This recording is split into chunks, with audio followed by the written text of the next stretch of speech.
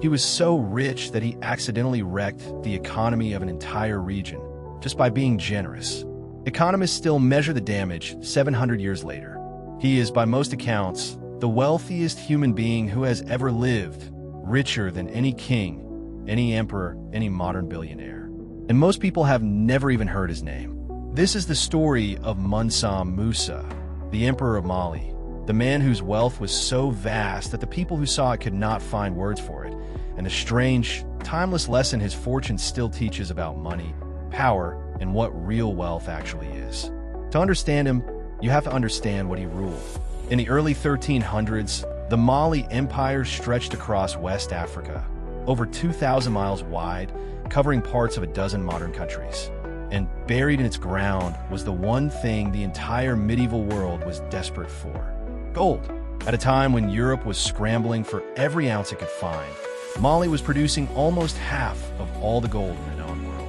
Musa controlled it all: gold mines, salt mines, and the trade routes that carried both across the Sahara. To him, gold was not treasure. It was simply the ground he walked on. But here's the thing about a man who has never run out of anything. He has no idea what his wealth looks like to everyone else. And in the year 1324, he was about to show the whole world by accident. Mansa Musa was a devout Muslim, and he decided to make the pilgrimage to Mecca, the Hajj, a journey of over 3,000 miles across the desert. But Musa did not travel like a pilgrim. He traveled like a moving city. The accounts describe a caravan of 60,000 men, 12,000 servants, each dressed in fine Persian silk. 500 of them walked ahead of the king, and every single one carried a golden staff. Behind them came a train of 80 camels, and each camel carried hundreds of pounds of pure gold dust. Picture that for a moment.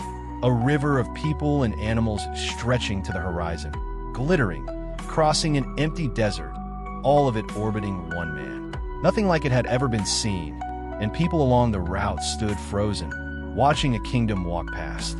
But the real story, the part that made him a legend, happened when this golden army reached the great city of Cairo. In Cairo, Mansa Musa did what felt natural to him.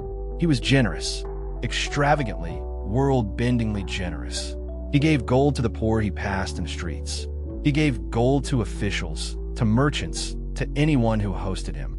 He handed it out and bought whatever he liked at any price for months. To Musa, it was simple courtesy. He had more gold than he could imagine spending. But he had made a mistake that no one around him understood at the time.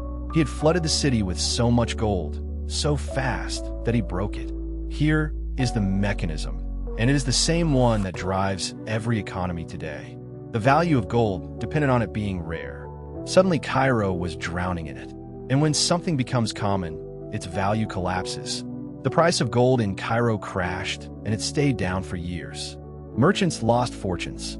The whole regional economy was thrown into chaos. By some estimates, his single visit caused the equivalent of over $1 billion in economic damage, all of it from one man simply being kind with what he had. On his way home, Musa supposedly tried to fix it by borrowing gold back at high interest to pull out of the market. The richest man on earth, trying to undo his own generosity.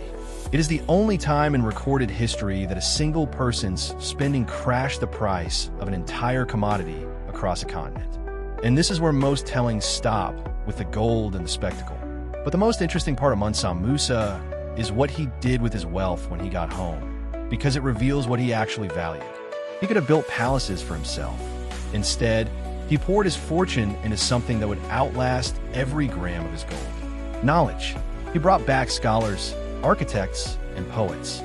He transformed the city of Timbuktu into one of the greatest centers of learning in the entire world.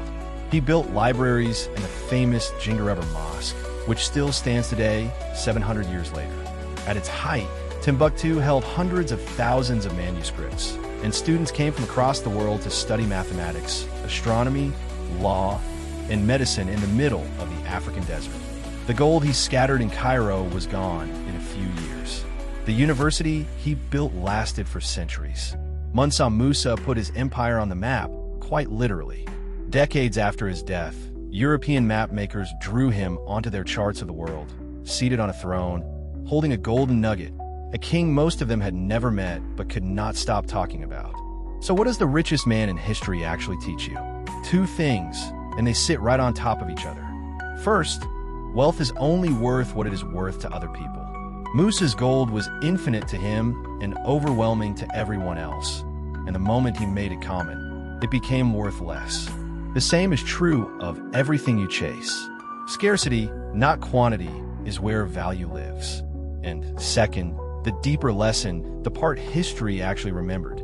The gold that made him famous is the part of his story that vanished the fastest. What survived, what still stands in the desert today, is what he built, not what he spent. He is proof of something most people chasing money never understand. A fortune spent on yourself disappears within a lifetime. A fortune invested in something larger than you can outlive empires. Mansa Musa had more money than anyone who has ever lived. And in the end, the thing that made him immortal was not the gold he owned. It was the wisdom he chose to build with it. Subscribe for the lessons history tried to bury.